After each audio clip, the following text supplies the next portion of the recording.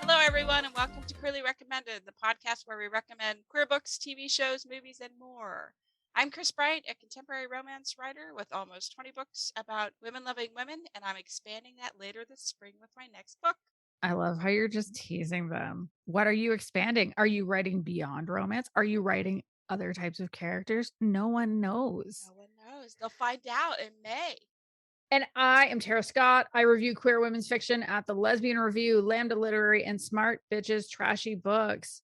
If you would like to support our show, we have a Ko-fi link in the show notes. It's a site where people can support their favorite content creators like us. If you'd love to, that would be amazing. If not, that's totally cool too. You can also just, tell your friends. If you have a friend who's looking for more queer media in their life, just let them know about the show because that is also an amazing way to support us.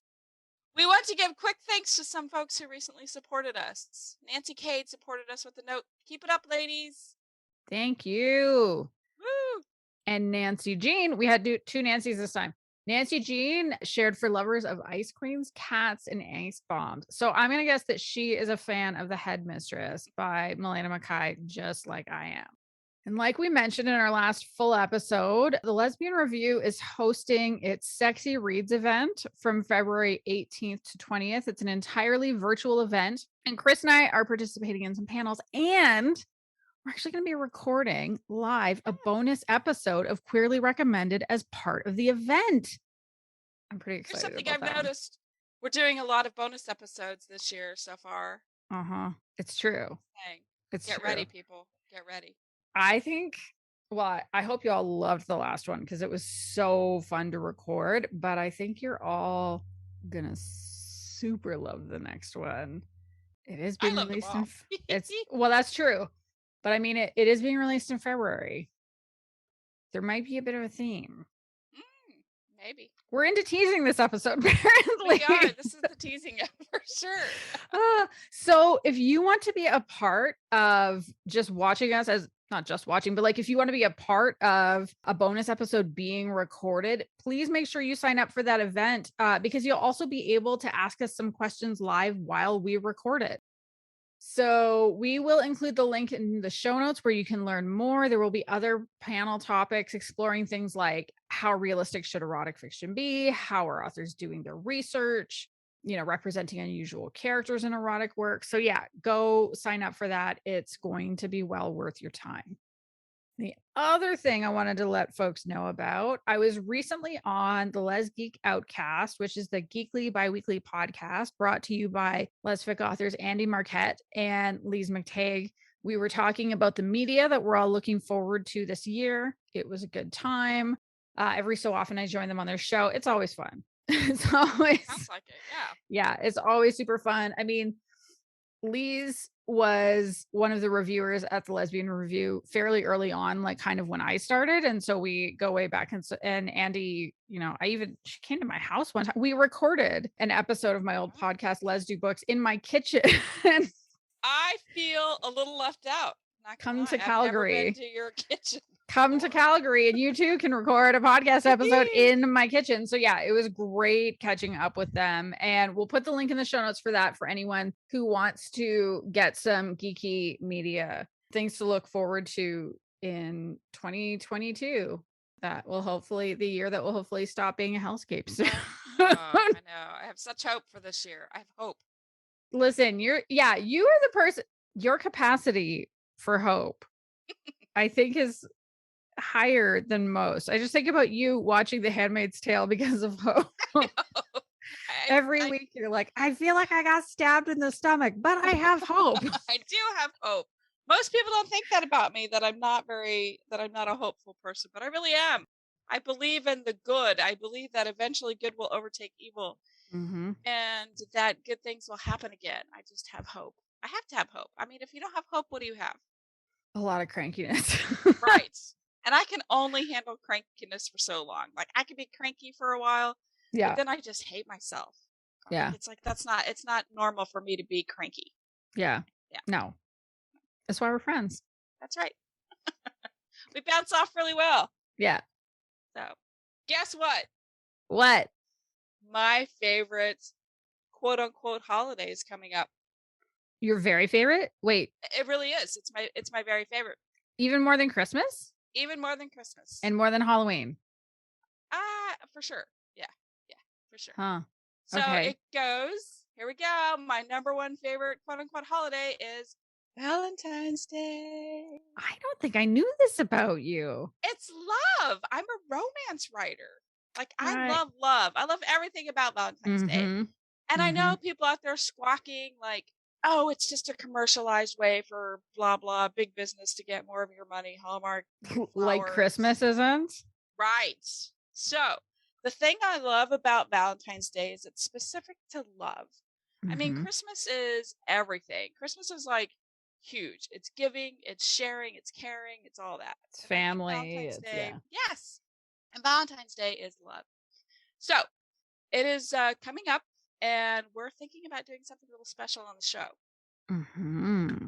Do you remember when we were kids and in elementary school, we spent like our art class for the week? We had to make a Valentine's Day box, like a shoebox, and you'd cover it with construction paper or whatever. Oh, yeah. And you would design it, and it would be really cool because you were going to exchange Valentines with your class. And it was so excited to go home and read all the Valentines from your friends at school. And it was just such a great feeling. It was like the best feeling because everybody got a Valentine's. And even the people who, were shy or just didn't, they were just wallflowers, they got the same amount as the people who were, super popular and huge. And it was just a good feeling. And so I want to bring that back. I want to bring Valentine's back to our adult lives. Well, how do we do it, Kris? Well, here's what I'm thinking. I think that you should send us a voice note.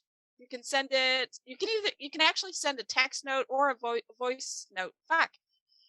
You can send it as a text note by email. There's something you can do where it's an actual message that we can broadcast. Or you can send us a text message or just an email, and we'll read it out loud. Send it to any of your socials. Yeah. Send it to our DMs. You can email podcast@queerlyrecommended.com with either a recording of your Valentine to a friend, a loved one. Or you can be a secret admirer. Yes, you can absolutely be a secret admirer. Let us know what you want. If it's a text one, let us know what you want us to read out loud, including your name. Because if you want it to be anonymous, we need to know. And if you send us a voice note, we will include that in our super special secret Valentine's, something that we're not going to tell you what it's going to be just yet. Yeah, I'm so excited about it. A lot of good things happening on that one, but that's kind of cool. I think like bringing that feeling back as an adult is nice. We should do that. Because even as an adult, like maybe your partner, your significant other, maybe they get you flowers, maybe they get you a Valentine's Day card, but or maybe they do something like this and you're not expecting it. And they know you listen to the show because they listen to the show too. And all of a sudden, Tara's reading something to Mackenzie that says, hey, I love you. I'm sitting right next to you and I love you. Or this is like, hey, your smile might be a little goofy, but I like it a lot. Right. Why not? Yeah. So I think that'd be kind of fun. I mean, I hope that there's interest there, and I hope y'all reach out. I think I know I would smile if I got a Valentine's Day shout out. You will. I love it. So, Kris, what have you been reading or watching lately? So this episode is strictly television watching. I didn't really get into reading a lot because deadlines. So I actually started watching Survivor Australia, which is not like, I know that American Survivor has actually had a whole season in Australia, but this is actually the Australian version of Survivor. And it's how do I want to say it? It's different. I mean, these people are fit, and it's a very physical game. And it's not is like it in Australia too. It takes place in Fiji. At least the 2 seasons I've watched have taken place in Fiji. Okay. And they're given like your carbs. They give you rice and beans. You don't have to like starve yourself. It's one of those. I mean, you can't like overeat. but you at least don't have to fight for food. You know, food Mm-hmm. is like truly a reward. And so, but it is a very physical game. And they're actually nice to each other. Like Wait, the what? first, I know. Like I Is this started like watching. how is it like how Simon Cowell is like such a dickhead on American Idol, but then when you see him on like X Factor in the UK, he's actually like, yeah, A normal occasionally dude. his feedback is kind of harsh, but like he actually seems like a pretty decent guy. Right, exactly that. And Mm. it's like, and they will like, if they see somebody picking on somebody, they'll be like, hey, you can't talk to her like that. Yeah. What? Yes. It's like, it just reminds me just how mean Americans can be. Yeah, there is something about, I mean, most of the media that I watch is American, and I think that's pretty typical for Canadians. Although, you know, I do occasionally watch Canadian shows like The Great Canadian Baking Show or Schitt's Creek or whatever, but like there seems to be something about like you have to manufacture meanness Right. for ratings. Yeah, it's horrible. Like, I hate the whole scope of Survivor. When it came out, I the whole, only ever saw the first season. I watched several seasons and then I got off of it. And then I Mm-hmm. just watched this last one recently because like some people were pushing us to watch it. So I said, okay, I'll watch it. But yeah, it's like they're mean. People are just like backstabbing mean and they're rewarded for being mean and for being backstabbing. That's, Mm-hmm. and so this episode or the season that I'm on now with Survivor Australia is the All Stars. Like I watched the Champions versus the Contenders. That was the first season I saw, which I think was season 4, Mm-hmm. because it was only available on Paramount Plus. It's Yeah. weird, how sometimes when a streaming service takes over, they don't get it from like the first season, so you have to kind of work your way backwards. And Yeah. anyway, so now I'm on the All Star season, and they are getting a little quote unquote catty now. Now they're starting to get a little devious. But Mm-hmm. I was really impressed at the very beginning, and then when they get voted off, they hug everybody. They don't say like, I'm gunning for you, you're never gonna get my vote, die. They don't do that. It's more like, good game, it was a great, it was a great blindside, and they hug Mm-hmm. everybody and they kiss and then they walk off. It's amazing. So I'm watching that, Mm-hmm. and I am also stuck in the middle of the NFL playoffs. By the time this episode airs, I'm Mm-hmm. sure it'll be Super Bowl time. So hopefully I will be happy because the Chiefs will be in the Super Bowl. That is where I'm going. That is what I'm headed. Mm-hmm. And here's something. I will not take my tree down. My Christmas tree is still up.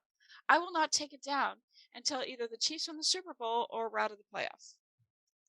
Why? I don't know why. I don't. It was just one of those where it's like, I'm just gonna keep it up because I like it. It's nice, and it's a nice nightlight.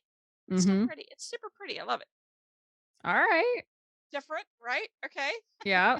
Yeah. Well, all right, Chiefs, it's on you. You Yeah. decide when Chris's tree comes down. Right. So figure it out. And then the final thing I've been watching, Catfish is back. Catfish is Oh. back. So I'm watching that, and now they have a Catfish UK that I haven't Mm-hmm. started watching, but I will. But let me tell you a story. Okay. So I think it was last week, maybe, on Twitter, I put a post about there were these 2 pit bulls running around in my neighborhood. Mm-hmm. And so one was a big one, Cujo. His name was Cujo.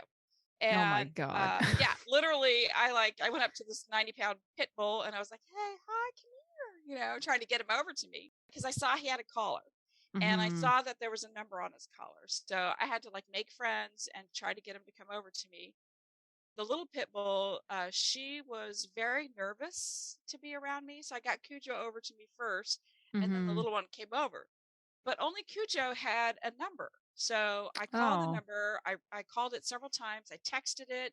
I left. I went back and got I just couldn't leave a little pit bull puppy in the street. I just couldn't do it. No. I couldn't do it. So I scooped him up in the car, put him in my backyard, fed them, gave them water, stuff like that. And I Mm-hmm. was trying to get a hold of the owner. So long story short, because we all know what happened, Mm-hmm. but I put in the phone number into Cash App because I learned it off of Catfish. Wait, no, I don't think everybody necessarily does know what happened. Oh, Well, so what Well, if happened people weren't was, following, I'm just saying for people that weren't following okay. it, how does this resolve? Do these dogs live in your backyard now? Well, I was stressed because it was a Friday afternoon and we were getting ready to have a major snowstorm. And I could not bring two pit bulls in the house with Molly. No, Molly would be a snack. It for sure would be a snack. And so I put them in my backyard and then I went inside and got online to look at the shelter, the pet shelter here, Mhm. like who do you call if you find dogs? Yeah. And there's a busy street like 2 blocks over, either 2 blocks west or 2 blocks south of me. Mhm. So I just couldn't do it. I couldn't let these dogs run loose. Anyway, so I'm in there, I'm inside. I like checked in with work. I'm like, hey, I'm in the middle of something right now. I can't take calls. I'll Mhm. let you know when I can do it.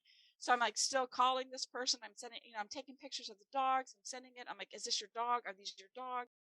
And eventually I'm making a call to the independent shelters to see, what my course of action is. And I go back out and the dogs are gone. They're gone. Mm-mm. And I'm like, and my neighbor came out and she's like, cause she had her dog out and she's like, oh, did you get some dogs? I'm like, she has Jack. I love Jack. He's like a old husky dog. Yeah. And I'm like, keep Jack away. I don't know who these dogs are. I don't know anything about them. They're just running the neighborhood. She goes, yeah, I saw them earlier today doing, out here. And I'm thinking, oh, okay. I'm like, why didn't you call or like try to save them or whatever? I Mhm. didn't say anything because that's not, Yeah. it's not my place. But anyway, so I said, keep Jack back because I don't know these dogs. So she put Jack inside. And then when I come out, I have like these biscuits. I have these dog biscuits. And I'm like, hello, Cujo, Yeah. little puppy. I'm like, where the frick did they go? Yeah. And so I asked the neighbor was kind of out. She's like, did what happened? I go, I don't know. Did they hop the fence? I don't know. So I look on my back. I have a camera out in the backyard, and I couldn't see to the side of one side of the gate where I actually have an actual Mhm. door, whatever that's called. Why am Yeah. I'm at a loss for words today. But anyway, I looked at Ring, and some people came and stopped the car and just went out and got these dogs. So I'm like, okay, so it's the owners, right? I hope so. Because who else would just out of the blue, like Yeah. half an hour later, just drive slowly? But actually, a Jeep drove by slowly, and I guess that person called. So then the family came by to pick it up. So 7 hours later, no, it was actually Mhm. 8 hours later, I get a text. Who is this? And I'm thinking, well, hopefully that was you that got the dogs out of my backyard. Well, yeah. And so I ignored it because I'm like, fuck you for not calling me sooner or not. Well, If you recognize these dogs, and wouldn't to you not say, oh knock on the my door. God, right? So I even put it on Ring. You know how you have like neighborhood alerts? And so I said, I have these Mm. dogs. Does anybody know them? Blah, blah, blah. So this is what I learned from Catfish. All So I right. took this person's number and I plugged it in Mhm. Cash App, Okay. and I got they were a hit. Like I was like, what? Because Catfish does it all the time. They'll put it Oh. on like they'll put it in Google, but now they start putting phone numbers in Cash App because almost everybody has a Cash App or Venmo or something like that, and it Yeah. uses your phone number. So then I found the person's name and then I found their address in the neighborhood. Okay. So I was like, okay, Did so you I go know where fight a this person neighbor? is. So I did. So I got in the car and I'm driving around and I found the place, but I didn't see their car. I didn't see the car that drove and picked up the dogs. Yeah. But it ended up being them. The guy had the phone and where I'd sent the pictures to, but then somebody else called me from a different number at the same time where this guy's texting me. And so I answer the phone. I'm like, hello. And this person says, why the fuck did you have my dogs in your backyard? Pardon? Right? Like that. She came at me like that. That is how Mm-mm. she came at me. I don't And know why the fuck so, were your dogs running around the right, neighborhood. right. So, like, I calmed her down, Yeah. because immediately I went to like 100, like from 0 to 100. I literally was horizontal on the couch watching some mindless TV, like literally, because I was brain dead by the end of the Yeah. day. And so she came at me. And so I'm like, we can take this to the police. I mean, if this is a concern for you, I have all the text messages, I have all the voicemail messages I've left. I said, I went to your house. Mm-hmm. And then she settled down. She goes, well, okay, thank you so much for taking care of the dogs. It had, Cujo has my husband's number, and he just didn't check his phone. Who the fuck doesn't check their phone after 8 hours? Not a single person on earth. So anyway, so she calmed down, apologized. I said, well, I have your number now, and if I see them again, I'll be sure to call you. She's like, well, we have a hole in the fence. We can't afford it. And it was just like, the whole thing was just, it was so unreal. No. So I said, well, if this happens again, I'll put them in my backyard and you can come and get them. Yeah. But it was just unreal. But thank you, Catfish, for showing me how to find these people. That's kind of brilliant. It is. So, oh my goodness, enough about this. What about you? Kara, you had a journey. I did. It was a journey. So what have you been reading and or watching? All right. So Drag Race continues. Season 14. The episode came out with the second half of the cast. And I gotta say, it wasn't as exciting as the first half of the cast. There's one like super strong contender, Angeria something Van Michaels. She has like 3 names. Her name is way too long. It's too many syllables, but whatever. She's this like super, super talented, gorgeous, poised, put together pageant queen out of Atlanta. And just like, yeah, I think she's going to be in the top 4. So, but it was just kind of overall like after such a strong opener, to me, watching the second episode felt a bit like a wah wah. Like, oh, okay, there's one real cool one. But then they brought them all together, and the 2 queens that were eliminated in the 2 first episodes, they brought them back. Oh, why? Yes, they brought them back and said, we're giving you another shot, and introduced a Willy Wonka inspired twist so that they each had to sign a chocolate bar. It was like a RuPaul branded, like a Drag Race branded chocolate bar. One of the bars has a golden bar. And right. So somewhere Willy Wonka's grandparents are like, oh, this is very interesting. And they're little bit. But what they're doing is at the end of every lip sync, because every episode ends with like the bottom 2 have to lip sync and the best one gets to stay. Shantae, you stay. And then the other one has to walk away and leaves the competition.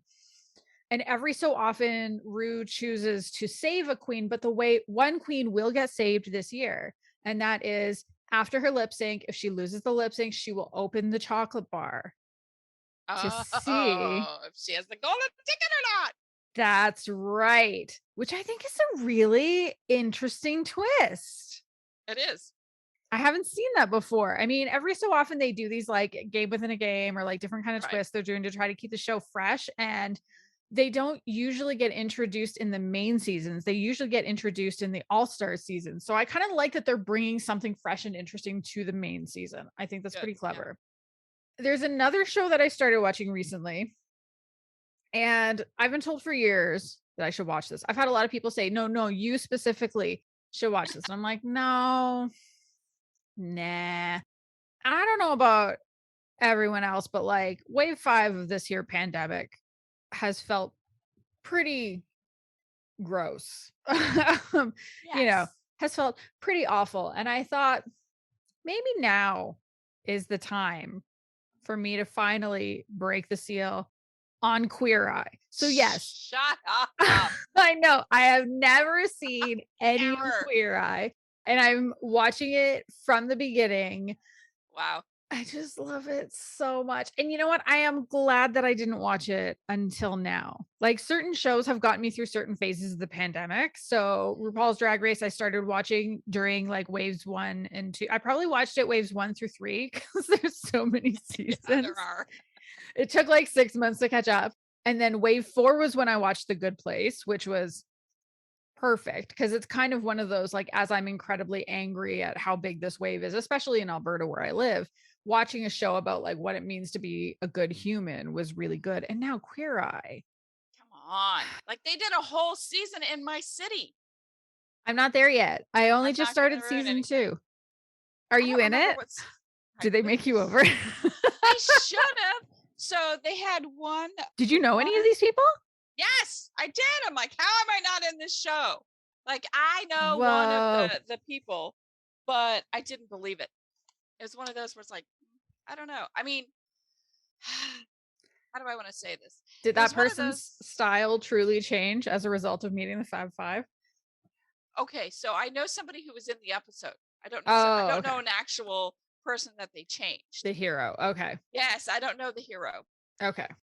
So, but it was just, it's super cool to like see my city, my tiny little town on TV. Yeah. You know, because it's always New York, Los Angeles, New York, Los Angeles, San Francisco, Yeah. Seattle. It's like nothing ever happens in the Midwest.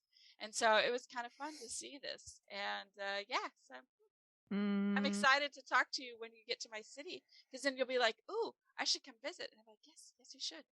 We need this pandemic to To be like over. calm down I know. some before I go to any cities. But yes, well, maybe we'll record an episode from your kitchen. Oh yeah. Although what I don't know that people actually realize we record all of our episodes like we're each in our beds. we're always in bed. So maybe we'll record. Sometimes, yeah, sometimes That'll be we're the in our one thing we do in your jammies. bed. Yeah, wouldn't that be hilarious? I would love that. We'd That'll have to be actually like video it and put it out there. yeah, right? Just like us in our big old sweatshirts hanging out in your bed recording a podcast. I love it. So yes, I love Queer Eye. If you are one of the 6 people who hasn't seen it yet, I used to be one of you, and I encourage you to join me. It's well worth the time. I'm also reading a couple of books, and I'm like very early in both books. So I don't have a lot of strong impressions yet for either. One is called You Sexy Thing by Kat Rambo. It is a space opera, so a sci-fi book, and it's described as Farscape meets the Great British Bake Off. And here's the thing. I fucking loved Farscape. Like, I haven't seen it in a long time. I have no idea if it holds up, but like in terms of sci-fi shows, that's always been one of my very favorites. And then I mean, who doesn't like, how can you not like the Great British Bake Off? Oh, I know. That's everybody loves it. So yeah, that's all I'm going to tell you about that book. My impression so far, I'm having a lot of fun. I quite like it. I think people should check it out. And the other one is a new adult romance. So it's featuring university or college students. It's called The Map to You by Rachel Stockbridge. It's a friends to lovers, but where so each of the friends has like they were roommates. So in the prologue, we see kind of what leads them to becoming roommates and then friends, like dorm roommates, and then how a friendship grows from that. And then it goes ahead into the next year where they're not roommates anymore. They have these like insufferable crushes on each other. Neither of them has the courage to say anything about it. And the road trip has not begun, so I haven't seen any of that aspect, but there is a road trip. So there's like forced proximity of these two people with gigantic crushes on each other. So Oh, that's so sweet. I'm enjoying it. I think it's gonna be fun. That's so sweet. So Kris, what's your official Yes. recommendation this week? Okay, so my official recommendation is Yellowjackets. My recommendations have kind of been all over the place. Oh, really? Yes. So, you know, I mean, this is the first time I'm recommending something that is disturbing and creepy, but also intriguing. And I Mhm. kind of feel like I was pressured into this recommendation. I was kind of teetering. Well, so here's I know. So Christina Ricci came to your house and said, she said, "What the recommended, fuck?" bitch. I know. Get it So I was done. on the line. Like, should I Yeah. recommend this or not? And then like there was this huge explosive like exchange on social media about this. And I'm Mhm. like, okay, I finally get it. Like, not everybody is like me. Not everybody wants to watch the cutesy, fun, you know, movie with the happy ending, the bubbly people. I get that. So then I thought, okay, let's do something gritty. And so this is my suggestion. There's a gritty suggestion. Mhm. And you know, it's hard to describe what this is. You know, I the good news is there's a second season. We're not going to be left hanging. We will now find out. And Ooh. at some point during my lifetime, it changed. There used to be television shows, they ran the season and there was closure at the end of the season. And so the new season started the next year and it was a fresh season. So I don't Mhm. know if that changed during Dallas and Who Shot JR, that whole thing, because that was like a big People still talk about that. How could you have seen that? You were a baby. I know. I Or really not, or honestly not did. alive. Or Yeah, not alive. I really didn't even watch it. It was just, I never even saw it. But that was a No. big thing, was like, who shot JR? And I Yeah. want to say that was like a cliffhanger. That started the Definitely. cliffhanger. And I hate that. I'm not gonna lie. I like closure. Like, I watched 2 seasons of Lost and I said, fuck it, I'm out, because I got crazy. That was a good choice. Yeah, I couldn't do it. And like, it's the polar bear and the jungles, I'm like, I'm out. I'm out. I don't know what's going on. So I left. Yeah. Anyway, I digress. So let's talk about the blurb. Here's the actual blurb. Okay. Wildly talented high school girls soccer players descend into savage clans after their plane crashes in the remote northern wilderness. 25 years later, they discover that what began in the wild is far from over. So we talked about this last episode. I was into it. I wasn't quite sure. But like, so here's what happens. The plane crashes and most of the adults die and some kids die. I mean, that just happens. Not everybody survives the plane crash. So eventually, like, all these secrets start coming out. Like, civilization kind of like takes a back seat, and it's a distant memory. And the kids are there to survive on their own as long as they can. And some of them actually try to go find help, but because bad things happen to them out in the wilderness, they come back. They come back. It's like impossible. Somebody has to actually rescue them because they can't rescue themselves. It's too dangerous. So the cool thing about this is that there are 2 timelines going on at the same time. Like, half of each episode covers both timelines. So we have when they're in the wilderness, half the episode is in the wilderness and half is present time. It's creatively done, but it's really fun to see it. I mean, it's real easy when they slip into the past versus the present. Not an issue. It's really cool the way they do it. So we have 4 lead actresses. We talked about Christina Ricci. She is the best. She is the best worst person on this show. She's annoying as fuck. Oh, and no. when bad things start to happen, you don't know if she's responsible for them or if you want her on her side. Like, she's completely unhinged and she doesn't know it, or she doesn't even care. But here's somebody we didn't talk about last time. Okay. Melanie Linsky. She's a good actor. So she's in it. And like, in present day, she's like she's a stay-at-home mom. She's married to a furniture salesman. She has a daughter who's just absolutely awful to her. And she comes across as weak, and she's just kind of puttering along through life. And she's so matter of fact when bad things happen, because I think it's all stems back from either she believes that she's just on this course of bad things happening in her life and she's accepting of them. And so rather than like fall apart, she's just like, okay, how are we going to handle this? Oh, no. But now the queer lead. So, Tanya Cypress, she is a queer politician running for mayor. Okay. And she was a strong leader back when the plane crashed. And the good news is she was queer during that time. She had a girlfriend, and nobody, like, it was not negative at all. Nobody's like, queers. Nothing like that, because they're all kids. And so very accepting. And, 25 years later, she's married. She has a kid. And she seems like she's put together. But she has so many demons from this plane crash. And what happens that it scares the shit out of her wife and son. And so they kind of take a different path. And there's also another queer person in the TV show. There's another queer person, but you don't really know about that till later. So there is queer rep, and it's pretty strong. So here's the thing. Here's why I think people will like it. Because a lot of people like cliffhangers. I'm not fond of them, but a lot of people love it, and they love the angst. And so whatever happened was so big, because like, you get like little tidbits of like what happened while they were away from civilization for 18 or 19 months. And something massive happens because all 4 women have, like, people are throwing millions of dollars at them to tell their story, and everybody's like clammed up. Nobody's talking. Like, nobody wants to talk about the story. It's that bad. Yeah. So it's interesting to see like where this is going to go, so yeah, I recommend it if you like the angsty, what's going to happen next, and you have freaking 8 months to kill till the next season. Then by all means, watch this. Or wait 7 months. Right, and then binge the shit out of it. Yeah. Yes. So, and what's really creepy is I've noticed that a lot of opening credits are really creepy now. I'd probably say in the last 10 years they've gotten creepy. Do you remember True Blood? Did you ever watch True Blood? No.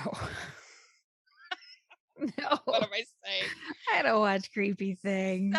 So True Blood was creepy. Like they had this. The intro had like I think it was a fox, and it was Mhm. a dead fox in the wilderness, just dying, dead. And so No. it fast forwarded through it decomposing. They like did the No. shoot. Yeah, so it's creepy. And The Walking Dead's kind of creepy. But this Yellowjackets, I literally fast forward through the opening credits because the music is creepy and also what's on the screen. Yeah, So if you no. like creepy stuff, this is for you. And angsty but a lot of people love it. I mean, so I Yeah. say yeah. If you didn't know that there was queer representation, there is. It's a big part. I recommend it for that. And if you like scary, creepy, weird things, you'll like this. I'm really happy for you that you found a show that you enjoy. I mean, like I said, I do so much fluffy stuff all the time. I thought this time I'm gonna go outside my comfort zone. And here's the deal. Truthfully, I did want to know what happened. Like Yeah. I was so invested by that point. I'm like, okay, I'm just gonna finish it out. And it Yeah. turned out to be okay, all right, I can get behind this. Hmm. Yeah.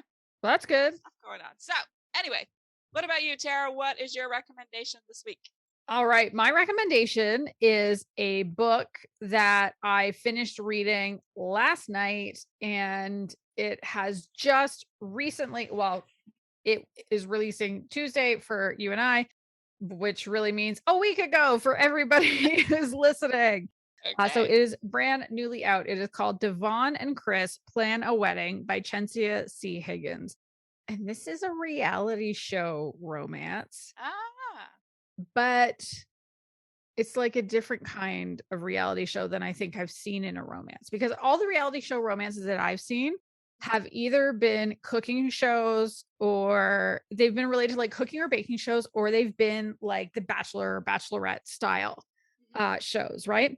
Right. This is a fake relationship kind of a scenario. So the idea is that it's a show called Instant I Do, and so it's two contestants on this show. They are paired up together. They have to convince their friends and family that they're getting married in 6 weeks. And they have to go through the whole process of in 6 weeks from like, hey, family and friends, look at this person you've never met before that I'm marrying, to like on week 6, it is the wedding. So they will have gone through the whole wedding planning process. So they have to sell it as this like whirlwind romance with somebody they've only just met. And here's the thing, if anyone guesses that it's not Oh, real, they get kicked out of the show. And there's $100,000 for each of them on the line if they win. wow. Right. And so the two characters are, so there's Kris Zavala, who is an influencer, has 250,000 followers on Instagram, kind of on the cusp of, so like she's an influencer, but not like a really big influencer yet. So like not really making the big money that can come out of that yet. The blurb points that out and says that a stint on reality TV is the perfect chance to elevate her brand. But here's the thing, that part of the blurb is a bit of a lie, because it becomes clear pretty early on. Kris actually wants to find love. She thinks that maybe if she gets paired with the right person, she can actually fall in love with them, because she's having a hard time finding love in real life and she wants to settle down. And, she's super, super sweet. She's this like lovely, hunky, soft butch Afro Latina woman. And yeah, I kind of love her. I have a soft spot for like hunky butch leads. And Devon is not out to her family yet. Her siblings know, her mom doesn't know. She's never come out to her mom. And she feels like coming on this show is kind of the perfect way to like, sure, she could maybe win $100,000, but it will also force the issue so that she has to tell her mom that she's a lesbian. So it's, they think it's just going to be, and especially Devon, she just thinks it's going to be fake. Kris kind of hopes that perhaps something real might come out of it, but she knows that she's on a reality show. The producers are throwing stupid challenges in their way because, I mean, planning a wedding in 6 weeks is hard at the best of times. But, when it's week 3 and they're saying, all right, now you have to figure out how to get a custom wedding dress made, which, like, a custom wedding dress in 3 weeks. Assuming that's super hard. I also assume that that's near impossible unless you have an insane amount of money. I did not get a custom, but let's just say it took more than 3 weeks for the alterations on my off the rack dress 13 years ago. So I quite liked it. It's a pretty low level of angst in this one. I know a lot of romance readers have come to really hate the breakup just so that they can make up later on. This is not one of those types of books. Like, there is some angst there, but it's more around the, like, okay, can this actually be real? We're in an entirely manufactured situation, but it works. It works. And the thing so some of the things that I like about it is, I mean, first of all, the representation. The author is a Black woman. She's writing about Black women. Devon is fat, which, again, I love. We got a fat femme in this story. I love their families. Oh, their families are so great. Kris's family is just 100% behind her the whole time for everything she does. Devon's mom, like, she ends up coming out to her at a church, like at her church. And, it really goes okay.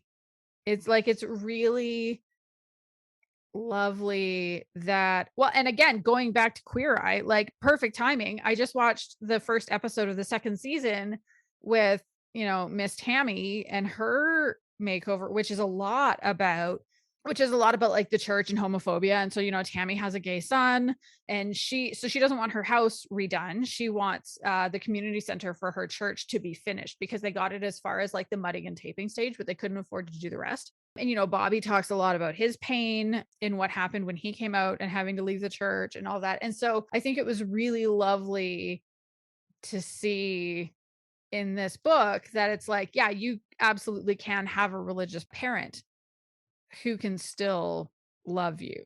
So I don't know, like, all around, like, it's fun. The reality show thing worked for me. I also love that some of the, like, kind of in between chapters, they'll do transcripts of what's called the jitter cam, which is kind of, how in reality shows, they'll do like the individual interviews with people. Yeah. So it's those. And so you see like what Kris is saying through hers or what Devon is saying through hers. And you don't get to see the questions that are being asked, but like you can kind of understand through context.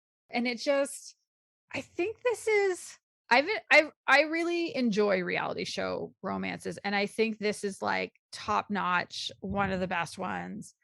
So yeah, I definitely recommend this one, especially if you want, like, do you want to read a book by a Black author?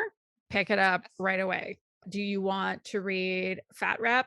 Pick this up if you want a good reality show. And also, again, like reality fake wedding show. Fantastic. I recommend it. Nice. That is all for this episode. Thank you so much for joining us. If you've enjoyed the show, please make sure that you subscribe wherever you listen to your podcast so that you'll get notified when we release a new episode. And again, like I said earlier, if you have a friend who would like the show, please tell them about it. And if you would like to support the show with a little bit of money, we do have that link to Ko-fi in the show notes. Not necessary, but definitely appreciated. Right. And if you want to connect with us on your favorite social media sites, just search for Queerly Recommended on Instagram, Twitter, and Facebook, or you can email us at podcast@queerlyrecommended.com. And don't forget to send your Valentines by text or voice to podcast@queerlyrecommended.com. And you can also find me and Tara separately on all social media platforms. Goodbye, everybody. Bye, everyone.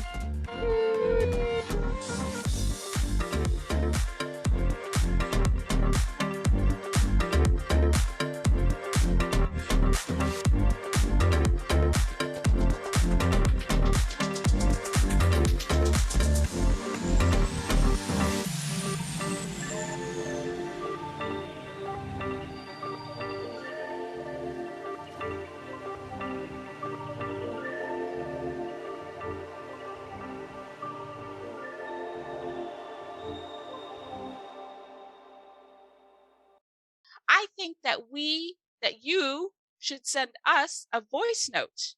You can send it. You can actually send a text note or a voice note. Fuck.